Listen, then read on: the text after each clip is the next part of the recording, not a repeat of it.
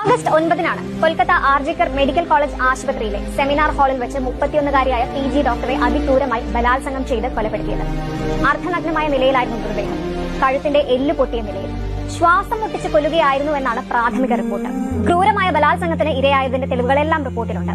ശരീരത്തിന്റെ പല ഭാഗങ്ങളിലായി ക്രൂരമായി ആക്രമിക്കപ്പെട്ടതിന്റെ പാടുകളുണ്ട്. സ്വകാര്യ ഭാഗങ്ങളിൽ കടുത്ത രക്തസ്രാവം ഉണ്ടായിട്ടുണ്ട്. ക്രൂരമർദ്ദനത്തിൽ കണ്ണടയിൽ നിന്ന് ഗ്ലാസ് കഷ്ണങ്ങൾ പൊട്ടി കണ്ണുകളിലേക്ക് തുളച്ചു കയറിയിട്ടുണ്ട്. 2 ചെവികളിലും മുറിപ്പാടുകൾ. ബലപ്രയോഗത്തിനിടെ അവളെ നിശബ്ദയാക്കാൻ ശ്രമിച്ചതിന്റെ ഭാഗമായാണ് ചുണ്ടുകളിലുണ്ടായ മുറിവുകൾ. കഴുത്തിൽ കടിയേറ്റ പാടുകൾ, കാലുകൾ ബലം പ്രയോഗിച്ച് നീട്ടിയതിന്റെ അടയാളങ്ങൾ. ഇവയൊക്കെ ആക്രമണത്തിന്റെ ഭീകരത കൂടുതൽ വ്യക്തമാക്കുന്നുണ്ട്. ഈ ഡോക്ടർ അനുഭവിച്ച വേദന ഇനിയും വിശദീകരിക്കേണ്ടതില്ലല്ലോ അല്ലേ?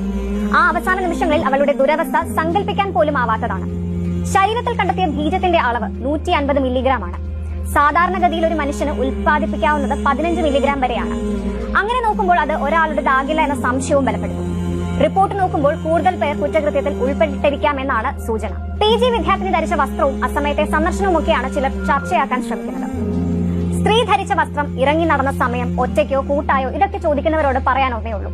ഈ ഡോക്ടർ ജീവൻ രക്ഷിക്കുന്നതും രോഗികളെ രാപ്പകൽ വ്യത്യാസമില്ലാതെ ശുശ്രൂഷിക്കുന്നതുമായ ഈ 31-കാരിയായ ഡോക്ടർ 36 മണിക്കൂർ നീണ്ട ഡ്യൂട്ടിക്ക് ശേഷം വിശ്രമിക്കാൻ പോയതാണ്. ഡോക്ടറുടേതായ വസ്ത്രധാരണം.